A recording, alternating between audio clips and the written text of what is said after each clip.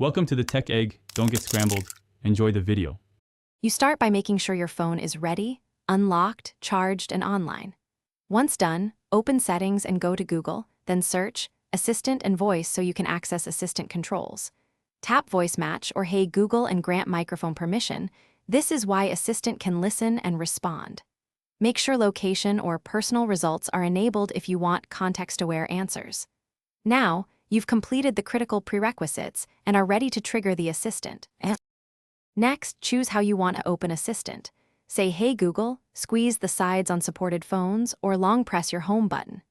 Tap Voice Match to teach your voice model for better accuracy, and retrain if you notice false activations. This reduces errors.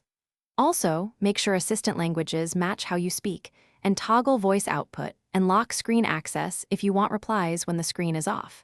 These settings fine-tune responsiveness and privacy, so take a moment to configure them. Finally, test Assistant by saying Hey Google or using your chosen trigger. Listen for the activation tone and a verbal response.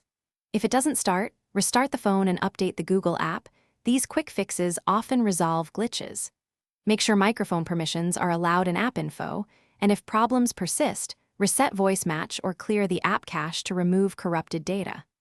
One key troubleshooting tip: if false triggers or no response continue, temporarily disable, then re-enable. Thanks for watching. Consider subscribing if I helped unscramble your problems.